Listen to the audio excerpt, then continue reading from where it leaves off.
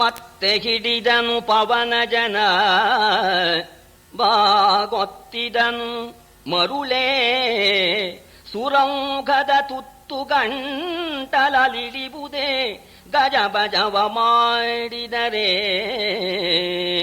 ತೆತ್ತಿಗನು ಹರಿ ಯಜ್ಞ ರಿಪುಗಳ ಮೃತ್ಯುವರಿಯ ಈ ಹರಿ ಯಜ್ಞ ರಿಪುಗಳ ಮೃತ್ಯುವರಿಯ ನೀನು ಮೀರುವುದು ಉತ್ತುಮಿಕೆಯಲ್ಲೆನುದ ಮಿಗೆ ತಿಳುಗಿದನು ಗಾಂಗೆಯ. ಮತ್ತೆ ಹೋಗಿ ಭೀಷ್ಮರು ಬಲವಾಗಿ ಹಿಡ್ಕೊಂಡು ಬಗ್ಗಿಸೋಣ ಭೀಮ ಮತ್ತೆ ಕೊಸರ್ಕೊಳ್ಳೋದು ಪ್ರಾರಂಭ ಮಾಡಿದ. ಆಗ ಅವ್ರು ಹೇಳಿದ್ರು, ಭೀಮ ನೀನು ಸುಮ್ಮನೆ ಗದ್ದಲ ಮಾಡೋದಕ್ಕೆ ಗಜಿಬಿಜಿಗೆ ಅವಕಾಶ ಕೊಡಬೇಡ. ಇದು ದೇವತೆಗಳ ಗಂಟಲಿನಲ್ಲಿ ಇಳಿಯತಕ್ಕಂಥ ತುತ್ತು.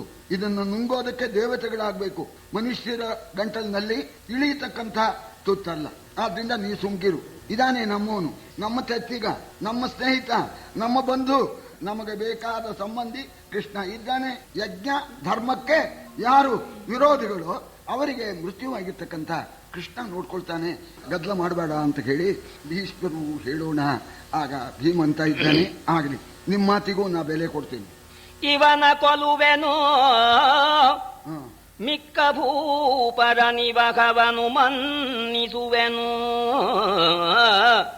ಮಿಕ್ಕ ಭೂಪರ ನಿವಕವನು ಮನ್ನಿಸುವೆನೆನೆ. ನೀನಿವನ ಕೊಲುವುದ ಸಾಧ್ಯವೂ ಈತನ ನಿಜವನರಿಯಲ. ತಾವು ಹೇಳಿದ್ದಕ್ಕೆ ನಾನು ಒಪ್ಕೊಂಡು ಇವನು ಒಬ್ಬನ್ನ ಮಾತ್ರ ಕೊಲ್ತೇನೆ, ಬಾಕಿಯವರನ್ನ ನಮ್ಮ ಕೃಷ್ಣ ಇದ್ದಾನೆ, ನಮ್ಮ ಸ್ನೇಹಿತ, ಅವನೇನ್ಯಾರು ಮಾಡ್ಕೊಳ್ಳಿ, ನಿಮ್ಮ ಮಾತಿಗೆ ಬೆಲೆ, ಅವನೊಬ್ಬನ್ನು ಕೊಂದು ಅಂತನ್ನೋಣ. ಆಗ ಭೀಷ್ಮರು ಹೇಳ್ತಾ ಇದ್ದಾರೆ, ನೋಡಪ್ಪ ಇವನನ್ನ ಕೊಲ್ಲೋದಕ್ಕೆ ನಿನ್ನಿಂದ ಸಾಧ್ಯ ಇಲ್ಲ, ಇವನು ನಿನ್ನಿಂದ ಕೊಲ್ಲಲ್ಪಡತಕ್ಕಂಥವನಲ್ಲ. ಯಾಕ ಸಾಧ್ಯ ನೋಡೇ ಬಿಡ್ತೇನೆ ಅನ್ನೋಣ. ನೋಡೋಕೆ ಹೋಗ್ಬೇಡ, ಇದರ ನಿಜ ನಿನಗೆ ಗೊತ್ತಿಲ್ಲ. ಇವನು ನಿನ್ನಿಂದ ವಧಿಸಲ್ಪಡ್ತಕ್ಕಂಥವನಲ್ಲ, ಇದಕ್ಕೆ ಕಾರಣ ಇದೆ, ಅದನ್ನು ನಾನು ಹೇಳ್ತೇನೆ ಕೇಳು. ಇವ ಹಿರಣ್ಯಾಕ್ಷಕಣ, ಇವ ಹಿರಣ್ಯಾಕ್ಷಕಣ ಮರುಭವದೊಳಗೆ ದಶವದನನಿವ ಸಂಭವಿಸಿದನು ಶಿಶುಪಾಲವೆಸರಲಿ ಈ ಭವದೊಳಗೆ, ಈ ಭವದೊಳಗೆ ಸಂಭವಿಸಿದನು ಶಿಶುಪಾಲವೆಸರಲಿ ಭೀಮ ಕೇಳೆಂದ. ಇವನು ಮೊದಲನೇ ಜನ್ಮದಲ್ಲಿ ಹಿರಣ್ಯಾಕ್ಷನಾಗಿದ್ದ, ಆಮೇಲೆ ಎರಡನೇ ಜನ್ಮದಲ್ಲಿ ರಾವಣನಾಗಿ ಹುಟ್ಟಿದ್ದಾನೆ, ಮೂರನೇ ಜನ್ಮದಲ್ಲಿ ಶಿಶುಪಾಲನಾಗಿ ಈಗ ಹುಟ್ಟಿದ್ದಾನೆ. ಹುಟ್ಟಿರ್ಲಿ ಏನೀಗ ಅನ್ನೋಣ. ಆಗ ಅದಕ್ಕೆ ಹೇಳ್ತಾರೆ, ಈ ಶಿಶುಪಾಲನಾಗಿ ಹುಟ್ಟಿದ್ದಕ್ಕೂ ಇವನ್ನು ಕೊಲ್ಲೋದಕ್ಕೆ ಸಾಧ್ಯ ಇಲ್ಲ ಅನ್ನೋದಕ್ಕೂ ಏನು ಬೇಕಲ್ಲ, ಹುಟ್ಟಿರ್ಲಿ ಏನು ಶಿಶುಪಾಲನಾಗಿ ಅನ್ನೋಣ. ನೋಡಪ್ಪ ಕಾರಣ ಆಗಿದೆ. ಜನಿಸಿದಾಗಲೇ ಬಾಳದಲ್ಲಿ ಲೋಚನ ಚತುರ್ಭುಜನಾದನು, ಜನಿಸಿದಾಗಲೇ ಬಾಳದಲ್ಲಿ ಲೋಚನ ಚತುರ್ಭುಜನಾದನು. ಅದ್ಭುತ ನಿನದದಲ್ಲಿ ನೆಲಬಿರಿಯಲೊದರಿದನಂದು ಬಾಲ್ಯದಲ್ಲಿ ತನಗೆ ಜನ ಬೆದರಿತು. ಈತನ ಮನೆಗೆ ನಾರದ ಬಂದನು, ಈತನ ಜನನಿ ಭಿನ್ನಗ ಮಾಡಿದಳು ಶಿಶುಪಾಲ ಸಂಗತಿಯ. ಹುಟ್ಟೋ ಕಾಲದಲ್ಲೇನೆ ಇವನಿಗೆ ಹಣೆಯಲ್ಲಿ ಒಂದು ಕಣ್ಣು, ಎರಡು ಕಣ್ಣಲ್ಲದೆ ಜಾಸ್ತಿ ಒಂದು ಕಣ್ಣು ಹಣೆಯಲ್ಲಿ, ಎರಡು ತೋಳಲ್ದೇನೆ ಇನ್ನೆರಡು ತೋಳು ಇವನಿಗೆ ಉಂಟಾಗಿತ್ತು. ಅದರಲ್ಲಿ ಬಂದೋಬಸ್ತ್ ಇರಲಿಲ್ಲ ಆ ತೋಳಿನಲ್ಲಿ. ಇವನು ಹುಟ್ತಾ ಹುಟ್ತಾ ಗಟ್ಟಿಯಾಗಿ ಅತ್ತನಲ್ಲ, ಆ ಧ್ವನಿ ಇದೆಯಲ್ಲ ನೆಲ ಬಿರಿದು ಬಿಡ್ತು, ಅಂತ ಧ್ವನಿ. ಜನವೆಲ್ಲ ಹೆದರೋದಕ್ಕೆ ಪ್ರಾರಂಭ. ಅವನು ಅತ್ತಾಗಲೆಲ್ಲ ಜನ ಬಿರಿದು ಹೋಗುತ್ತೆ. ಒಂದು ಕಣ್ಣು ಜಾಸ್ತಿ, ಎರಡು ತೋಳು ಜಾಸ್ತಿ. ಅದನ್ನು ನೋಡಿ ಜನ ಎಲ್ಲ ಹೆದರಿದ್ರು. ಈ ತಾಯಿ ರಾಣಿ, ಸರಿ ಯಾರು ಕರ್ಕೊಡೋದೇ ಇಲ್ಲ, ನಿಮ್ಮ ಸಂಬಳನೂ ಬೇಡ, ನಿಮ್ಮ ಮಗು ನೋಡೋದು ಬೇಡ ಅಂದ್ಬಿಡೋದು. ಅವಳಿಗೆ ಬಹಳ ಬೇಜಾರಾಯಿತು, ತಾಯಿನೇ ಸುಧಾರಿಸ್ಕೊಳ್ಳೋದು. ಆಗ ಅಕಸ್ಮಾತ್ ನಾರದ ಋಷಿಗಳು ಬಂದು, ಆಗ ಭಕ್ತಿಯಿಂದ ನಾರದರಿಗೆ ನಮಸ್ಕಾರ ಮಾಡಿ, ಸ್ವಾಮಿ ಒಂದು ಮಗು ಹುಟ್ಟುಬಿಟ್ಟಿದೆ ಸ್ವಾಮಿ, ಅದು ಹುಟ್ಟದೇ ಇದ್ರೆ ಏನು ಪ್ರಪಂಚ ಏನು ಹಾಳಾಗಿ ಹೋಗ್ತಿರ್ಲಿಲ್ಲ, ಹುಟ್ಟುಬಿಡ್ತು. ಹುಟ್ಟಿದ ಮಗು ವಿಲಕ್ಷಣ ಮಗು, ಹೋಗಲಿ ಯಾರು ಎತ್ಕೊಳ್ತಾರೋ ಅಂದರೆ ಜನ ಹತ್ರಕ್ಕೆ ಬರೋದಕ್ಕೆ ಹೆದರ್ತಾ ಇದ್ದಾರೆ, ಹೀಗಾಗಿದೆ ನನ್ನ ಸ್ಥಿತಿ ಅಂತ ಹೇಳಿ ನಾರದರಲ್ಲಿ ತನ್ನ ಕಷ್ಟವನ್ನು ಹೇಳಿಕೊಳ್ಳೋಣ. ಆತನೆಂದನು ತಾಯೇ ಶಿಶು ವಿಖ್ಯಾತನಗ ನೀನಾರಹಸ್ತದೊಳೀತನನು ಕೊಟ್ಟಾಗನು ಅಡಗುವು ಅಕ್ಷಿಭುಜಯುಗಳ ಆತನೀತನ ಮೃತ್ಯುವು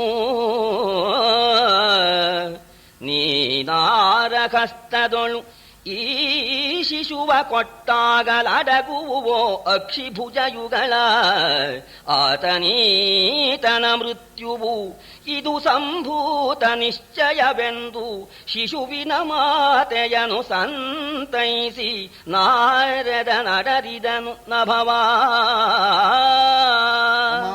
ನಿನ್ನ ಮಗ ಬಹಳ ಪ್ರಸಿದ್ಧನಾಗ್ತಾನೆ, ಮುಂದೆ ಒಳ್ಳೆ ಚರಿತ್ರಾರ್ಹನಾಗ್ತಾನೆ. ಇದು ದೈವ ಸಂಕಲ್ಪದಿಂದ ಈ ಎರಡು ಕೈ ಒಂದು ಕಣ್ಣು ಜಾಸ್ತಿ ಆಗಿ ಹುಟ್ಟಿದೆ. ಇವನ ಮೃತ್ಯುವನ್ನ ಕಂಡುಹಿಡ್ಕೊಳ್ಳೋದಕ್ಕೋಸ್ಕರ ಇದು ಹುಟ್ಟಿರ್ತಕ್ಕಂಥದ್ದು. ಈ ಮಗುವನ್ನ ಯಾರ ಕೈಗೆ ನೀನು ಕೊಟ್ಟಾಗ ಹಣೆ ಮೇಲಿರ್ತಕ್ಕಂಥ ಕಣ್ಣು, ಹೆಚ್ಚಾದ ಎರಡು ತೋಳು ಕಾಣದೇ ಹೋಗುತ್ತೋ ಅಂತ ಅವನೇನೆ ಈ ಮಗುವಿಗೆ ಮೃತ್ಯು. ಈ ಮಗುವಿನ ಮೃತ್ಯುವನ್ನ ಕಂಡುಹಿಡಿಯೋದಕ್ಕೋಸ್ಕರ ದೈವ ಮಾಡಿರ್ತಕ್ಕಂಥ ಇದೊಂದು ಸಂಕೇತ, ಇದು ನಿಶ್ಚಯ. ಆದ್ರಿಂದ ಇವನ ಮೃತ್ಯುವನ್ನ ನೀವು ಕಂಡುಹಿಡಿಯೋದಕ್ಕೆ ಇದೊಂದು ಉಪಾಯ, ಇದು ನಿಶ್ಚಯ ಅಂತ ಹೇಳಿ ನಾರದ ಋಷಿಗಳು ಹೊರಟೋಗ್ಬಿಟ್ರು. ಆಲಾಗಾಯ್ತು. ಇವ್ರ ತಾಯಿ ಯಾರೇ ಬರಲಿ, ಸ್ವಾಮಿ ಸ್ವಲ್ಪ ಬನ್ನಿ, ಇಲ್ಲೊಂದು ಮಗು ಇದೆ, ಸ್ವಲ್ಪ ನೋಡಿ ಕೈಯಲ್ಲಿ ಎತ್ಕೊಂಡು ಹೇಗಿದೆ ಸ್ವಲ್ಪ ನೋಡಿ ಅಂತ ಹೇಳಿ ಈ ತಾಯಿ ಬಂದವರಿಗೆಲ್ಲ ಇವನ ಕಾಣಲು ಬಂದರವನಿಬರು ಅವರವರ ಕೈಗಳಲ್ಲಿ ತಾಯಿ ತಂದಿವನ ನಿತ್ತಳು ಮಾನವಿವನಧಿಕಾಕ್ಷಿ ಬಾಹುಗಳು. ರಾಜರ ಮನೆಯಲ್ಲಿ ಮಗು ಹುಟ್ಟಿದೆಯಂತೆ, ವಿಲಕ್ಷಣ ಮಗು, ನೋಡೋಣ ಅಂತ ಅನೇಕ ದೇಶದ ರಾಜರುಗಳೆಲ್ಲ ಬಂದ್ರಂತೆ. ಆ ರಾಜರ ಕೈಗೆ ಇವಳು ಮಗುವನ್ನ ಕೊಡೋಳಂತೆ, ನೋಡಿ ಸ್ವಲ್ಪ ಅಂತ. ಅವ್ರು ಎತ್ಕೊಂಡ್ಬಿಡು, ಎತ್ಕೊಂಡ್ರೆ ಬದಲಾವಣೆ ಏನಿಲ್ಲ, ಇದ್ದಿದ್ದಾಗಿರೋದು. ಆ ಕಣ್ಣು ಹಾಗೆ ಉಳಿಯೋದು, ಎರಡು ಕೈಯು ಹಾಗೆ ಉಳಿಯೋದು, ಅದು ಅದೃಶ್ಯವಾಗಲಿಲ್ಲ. ಯಾರು ಮೃತ್ಯು ಅಂತ ಇದನ್ನೇ ಕಾಯ್ತಾ ಇದ್ದಾಳೆ. ಆಗ ಈ ಕೃಷ್ಣನಿಗೆ ನಿಮ್ಮ ಸೋದರತಿಗೆ ಒಂದು ಮಗು ಹುಟ್ಟಿದೆಯಂತೆ, ಎಲ್ಲ ನೋಡೋಕೆ ಬರ್ತಾ ಇದ್ದಾರಂತೆ ಅಂತ ಹೇಳಿದಾಗ ನಮ್ಮ ಸೋದರತೆ ಬಹಳ ದಿವಸ ಆಗಿದೆ, ನೋಡ್ಕೊಂಡು ಬರೋಣ ಅಂತ ಹೇಳಿ ಕೃಷ್ಣ ಇವನ ತಾಯಿ ತಮ್ಮತ್ತೆ ಎಂದು ಉತ್ಸವದಲ್ಲಿ ಮುರವೈರಿ ಬರಲು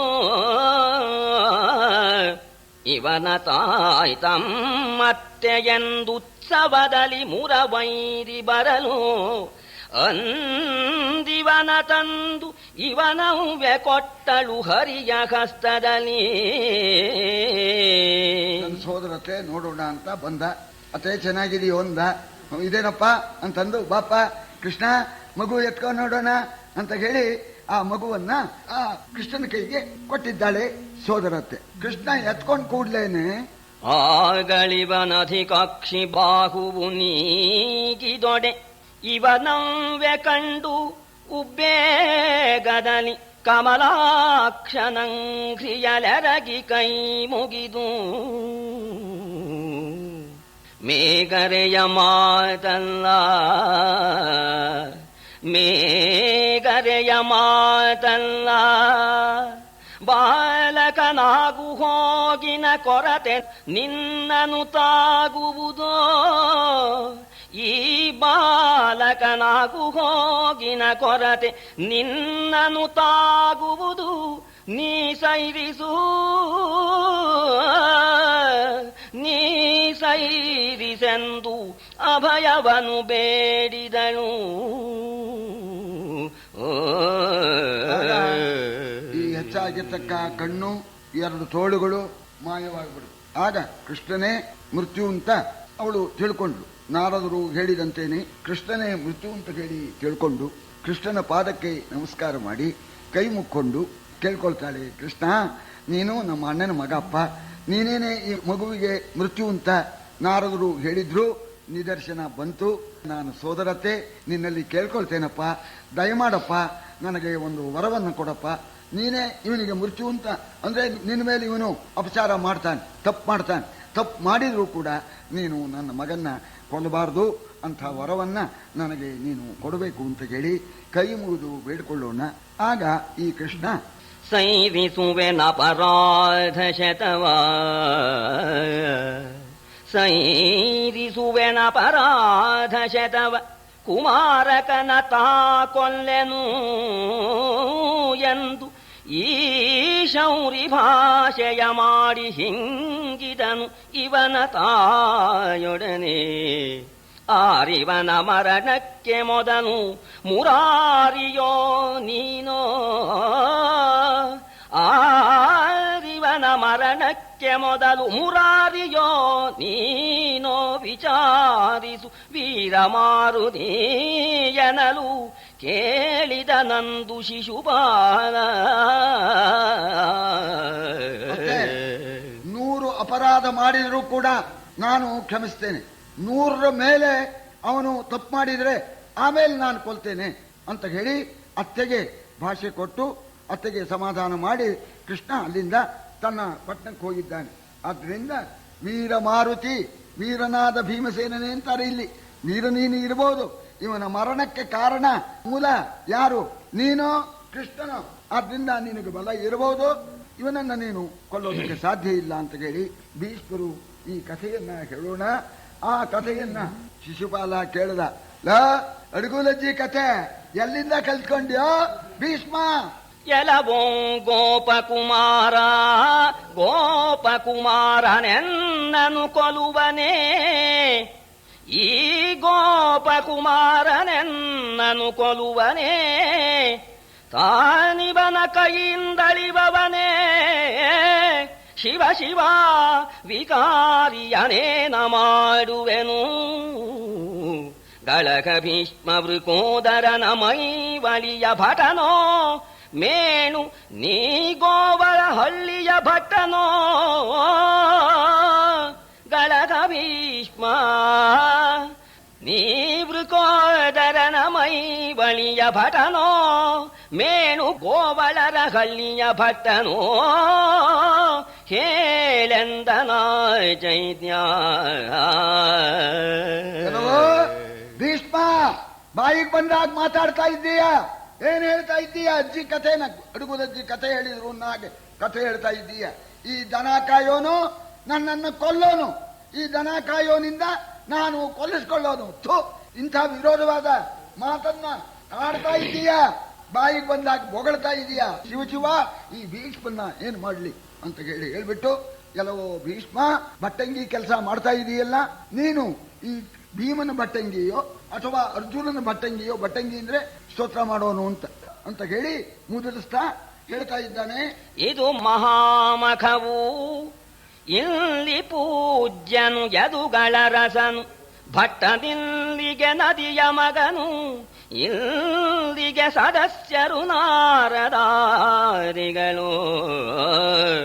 ಹುದಿದ ಮರುಭೂಮಿಯಲಿ ಮಾನ್ಯನು ಕದಿರನಲ್ಲಿಗೆ, ಹುದಿದ ಮರುಭೂಮಿಯಲಿ ಮಾನ್ಯನು ಕದಿರನಲ್ಲಿಗೆ, ಗೂಗೆ ಕೋಗಿಲೆ ಮುದಿನರಿಗಳಲ್ಲಿಗೆ ಸಭಾಸದರು, ಗೂಗೆ ಕೋಗಿಲೆ ಮುದಿನರಿಗಳಲ್ಲಿಗೆ ಸಭಾಸದರು ಎಂದನ ಚೈತ್ಯ. ವಿನಾಶಕಾಲೆ ವಿಪರೀತ ಬುದ್ಧಿಗಿ ಅಂತ ಮಹಾಪಾಪ ಹೆಚ್ಚಾಗಬೇಕು ನೋಡಿ. ನಾರದಾದಿ ಋಷಿಗಳನ್ನು ಕೂಡ ಬೈತಾ ಇದ್ದಾನೆ, ಪರ್ಯಾಯದಿಂದ ಬೈತಾ ಇದ್ದಾನೆ. ಯಾಕೆ? ವಿನಾಶಕಾಲ ಬಂದಿದ್ದು ಹೇಳ್ತಾ ಇದ್ದಾನೆ. ಆ ಶಿಶುಪಾಲ ಹಂಗಿಸ್ತಾ ಇದ್ದಾನೆ. ಭಟ್ಟಂಗಿ ಭೀಷ್ಮ ಭಟ್ಟಂಗಿ ಹೊಗಳ್ತಾ ಇದ್ದಾನೆ. ಈ ಯಜ್ಞಾನ ಮಹಾಮಖ, ದೀರ್ಘ ಎಳೆದು ಬಿಟ್ರೆ ಮಹಾಮಖವಾಗತ್ತೇನು, ಮಹಾಮಖ ಅಂತ ಹೊಗಳ್ತಾ ಇದ್ದಾನೆ ಈ ಭಟ್ಟಂಗಿ ಭೀಷ್ಮ. ಅದಕ್ಕೆ ಗೊತ್ತಾಗುತ್ತೆ ಮಹಾಯಜ್ಞ ಅಂತ. ದನ ಕಾಯೋನ್ನ ಅಗ್ರ ಪೂಜೆಗೆ ಕೂರಿಸಿದ ಮೇಲೆ ಮಹಾಯಜ್ಞ ಅಂತ ಅನ್ನೋದು ಗೊತ್ತಾಗ್ತಾ ಇದೆ. ಈ ಮಹಾಯಜ್ಞದಲ್ಲಿ ದನ ಕಾಯೋನು ಅಗ್ರ ಪೂಜೆಗೆ ಅರ್ಹ.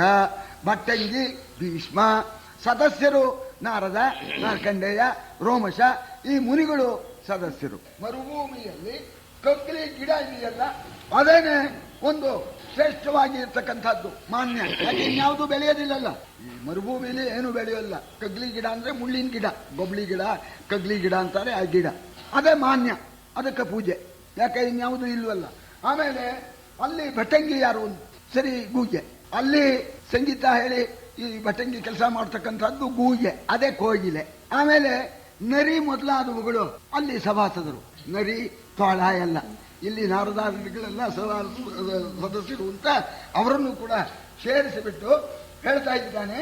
ಹಾಗಾಗಿದೆ ಅಂತ ಹೇಳಿ ಹಾಸ್ಯ ಮಾಡ್ತಾ, ಪರಗುಣ ಸ್ತುತಿ ನಿಂದೆಗಳು ಹಿರಿಯರಿಗೆ ಸಾಮ್ಯವೇ, ಪರಗುಣ ಸ್ತುತಿ ನಿಂದೆಗಳು ಹಿರಿಯರಿಗೆ ಸಾಮ್ಯವೇ, ನಿನ್ನ ಜಿಹ್ವೆಗೆ ವರಗುಣಸ್ತವದಿಂದ ಮೇಣ್ ಕಂಡೂತಿಹರ ಬಗರೇ, ಹಿರಿಯರಿದೆಲ ಕಣ್ವ ಪೌಲಾಂಗಿರಸ ಜೈಮಿನಿ ಯಾಜ್ಞವಲ್ಕ್ಯರು, ಹಿರಿಯರಿದೆಲ ಕಣ್ವ ಪೌಲಾಂಗಿರಸ ಜೈಮಿನಿ ಯಾಜ್ಞವಲ್ಕ್ಯರು, ವರಸು ಪೈಕದೊಳಧಿಕರಿದೆಲ ಭೀಷ್ಮ ಕೇಳೆಂದ. ಈ ದೊಡ್ಡವರು ಹೇಳ್ತಾರೆ, ಅನಾಚರಿತ ಮಾರ್ಯಾಣ ವೃತ್ತಮೇತ ಚತುರ್ಭದ್ರಂ ಅಂತ. ಈ ನಾಲ್ಕನ್ನೂ ಕೂಡ ಆರ್ಯರು ಒಪ್ಪೋದಿಲ್ಲ. ವೃತ್ತ ಅಲ್ಲ, ಅದು ದುರ್ವೃತ್ತವಾಗಿ ಬಿಡುತ್ತೆ ಅಂತ. ಯಾವ್ಯಾವುದು ಅಂದ್ರೆ ಆತ್ಮನಿಂದ ಆತ್ಮಸ್ತವ, ಪರನಿಂದ ಪರಸ್ತವ, ಅನಾಚರಿತ ಮಾರ್ಯಾಣ. ಆರ್ಯರು ಈ ನಾಲ್ಕನ್ನು ಕೂಡ ಮಾಡೋದಿಲ್ಲ.